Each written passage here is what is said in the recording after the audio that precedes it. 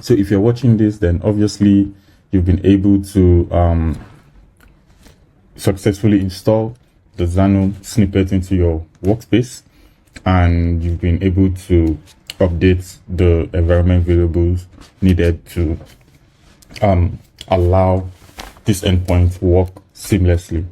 So we will be doing a quick walkthrough on the Toddle templates and how you can basically spin this up for any e-commerce project that you like to build using Toddle, Xano, and Stripe. Okay, so right now I have a couple of pages here, but I'm currently on the home page, right? And the very first thing we need to do is make sure our Toddle build, which is this, is able to talk to our Xano backend, right? And how do we do that? I have a global variable which is created, which is obviously just going to house our Xano base URL, because we need the Xano base URL so that we can actually get all the endpoints from Xano. And the amazing Toddle team, with the new updates, you can actually do that seamlessly. So I just created a new service, and this new service, you can actually put a name, and you just need to put in the base URL. Yes, you can actually just paste the base URL here, but so that this would be reusable for everyone that would need to use this template, I created this base URL as a global formula. So all you need to do is hit on the FX button here, and you have this formula editor where you can just paste in your base URL. Okay, so how do you get your base URL? Obviously, you need to log into your Xano workspace, and if you've installed the template, which I'm sure you would have already done at this point, you just need to go to the API section and you click on the Toddle store, right? So here is where you can get your base URL. So all you need to do is copy your base URL from here and you paste it in here. Okay, so to do that,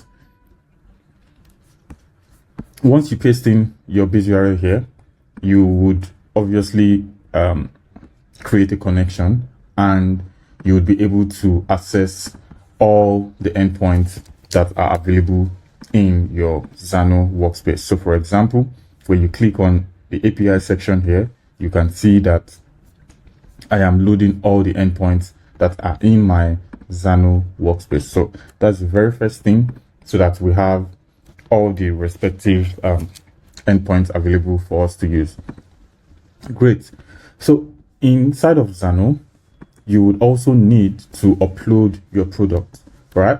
So to upload your product, you would need the title. You'd also need a slug. This would be important because we are going to be using this slug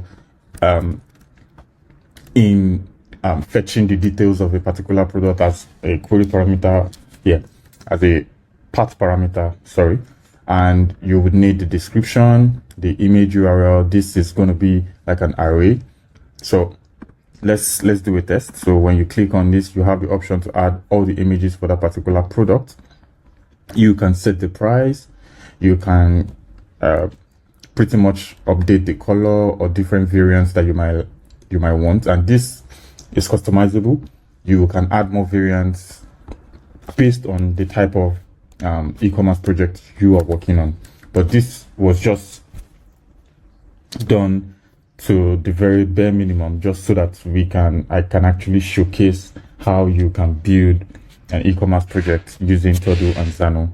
Okay, once you have that done, I think that's all.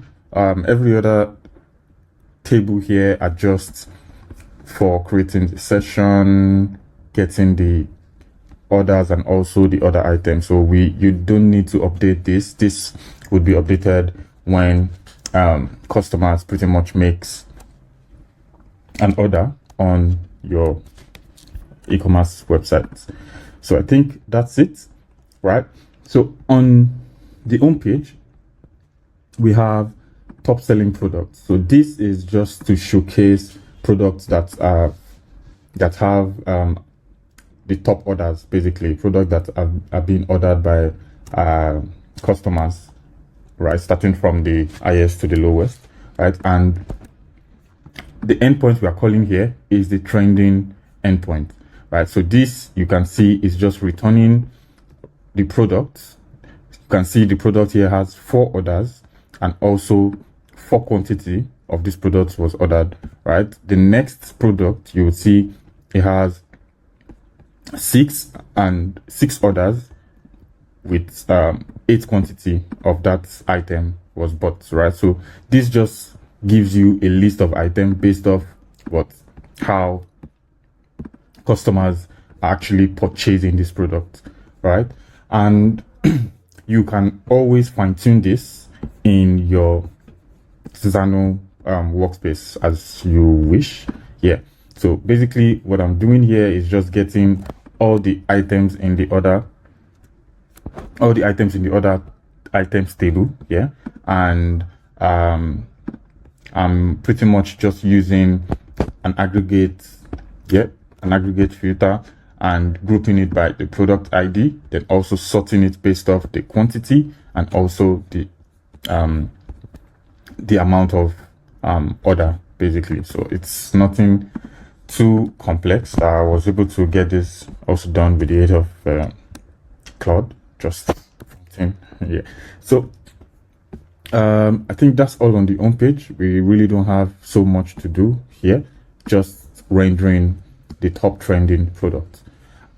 So if we go to the product detail page, yeah, oh sorry, not the product detail page, product listing, yeah. Okay, so on the product listing page, we have the list of all the products, right? And here, obviously, we have like several endpoints. Okay, we are calling the product filter. The reason why this is named product filter is because this is going to return all the products, and we also have inputs that are handling our filters. Okay, we have filters, we have inputs for size, for color, for gender, for maximum price, minimum price, and you can always update and add more inputs. But once you add an input here, obviously that means you need to update the endpoint and also the function stack, because I am making an API. Oh, sorry, we are making what's the word? We are making a custom query here, which is to check based off all the filter parameters that we have. So for color, we're checking if the color includes the particular inputs that we're passing, the gender, the size, and also for the price, basically. So that's on this. I would also be releasing a much more detailed tutorial on how I built this, but this is just a walkthrough on how you can actually set this up and running here. So on the product detail page, obviously we are doing almost the same thing here too. We already have our endpoints connected and we are loading the product. So we are getting a particular product. Sorry. Okay, yeah. So we are getting a particular product, and we are also using the parts parameter. So remember I said you would need to update or add the slug, because the slug would be needed in getting or fetching that particular product, right? So here I just have an attribute, or we are passing a URL parameter. Yeah, sorry, we're passing a URL parameter, and this is also going to be coming from the product. So when you click on a particular product, right, you would need to just get the slug and pass it to and pass it as a path parameter so that it fetches the right data for that product. And the next thing is also trending, which is pretty much almost the same thing we did on the home page. Yeah, trending. So I think this would not be needed anymore. I made a little tweak, so we would not be needing this trending product, and I don't think we are also using this endpoint anywhere. I don't think we are using this endpoint anywhere. Okay, so let's delete that. Great. So we just have two endpoints here, the product slash slug. This is to get the product details, and also for trending, right? And yeah, I think that's it. The next one will be the categories. Okay, so on here we have something similar to what we have in the product listing, but here we are just using the category. So we have different categories, right? So we are actually just using the categories to fetch the right category based off what the user has actually clicked on the home page, or from any point, maybe on the footer where you have like the different category sections or options. Yeah, so when you click on t-shirt, it takes you to a page that shows only t-shirt, and that is being achieved by you using the parameters here, right? And just passing the value of that category, so it fetches the right data. So if I change this to caps, you would see that it is updated like real time. So all you need to do is basically pass the categories, and this would be updated here. So I think with that, we also have the checkout. Great. So we also have the checkout. This actually happens from the point where you click on checkout from the cart. Yeah, so on the checkout we are only just calling, yeah, so we have the checkout endpoint. And how are we doing this? Obviously based on your business logic for your e-commerce project, you would basically need to just pass some details here. I'm going to be talking much more about this in future in the full tutorial on how I build this, but here I'm just passing in the details for that particular order, the checkout data, the customer data, the checkout data, the first name, the last name, the email, the address line 2, the name, the city name, rather, the country name, the state, and also the zip code. Then here we're just passing in the total amount to Stripe so that we can charge the customer.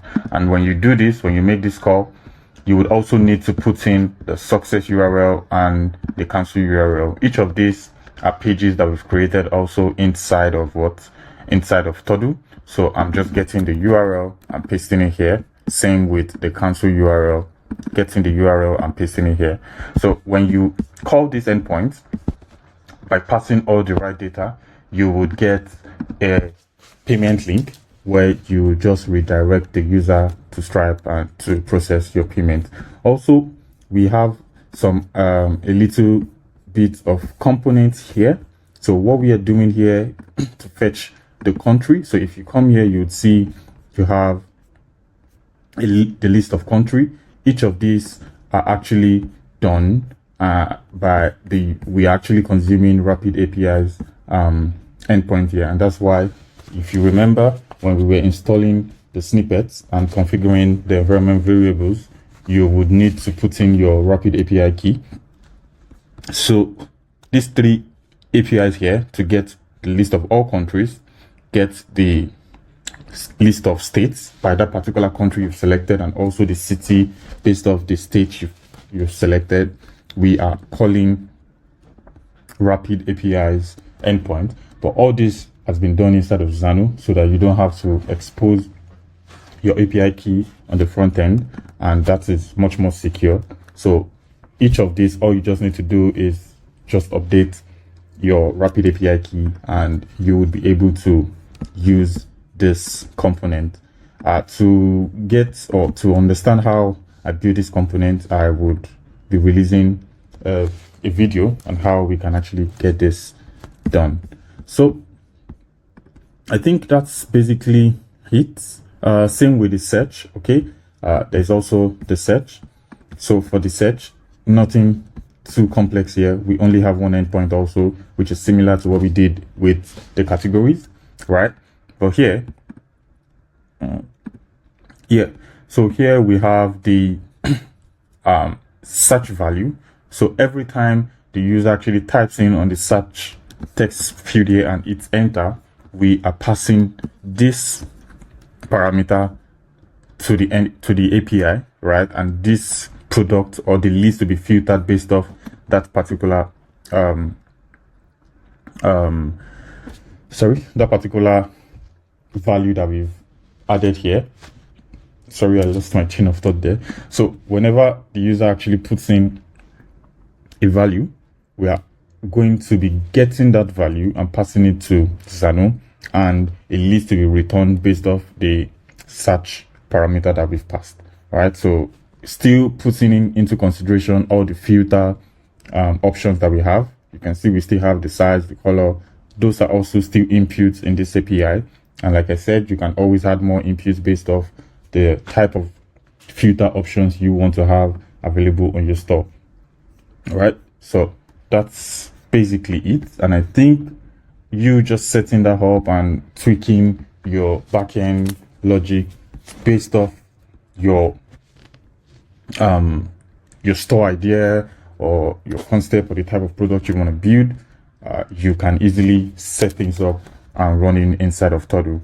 And in terms of styling, well, you can actually do anything here. Change the logo, you can actually change the colors if you wish. But in the later videos that I'll be uploading, I'll be working on a series on how I built this, so that based off all the components that we actually used in this template, I will be talking in depth on how this was actually created, because we used a couple of components here just to make things much more easy for us to manage. And just Toddle is just amazing because it made working on this template very, very easy by just creating components and managing the states and talking to the different talking from component to page and from page to component. It was just really amazing, and it was a fun experience, and I really learned a lot. So that's it, guys.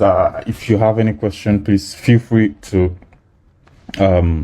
reach out to me in the Discord channel. You can find me on the Discord channel, or reach out to pretty much anyone on the channel, and you can actually post questions or take screenshots rather, and just ask the question, and I would do well to respond and help.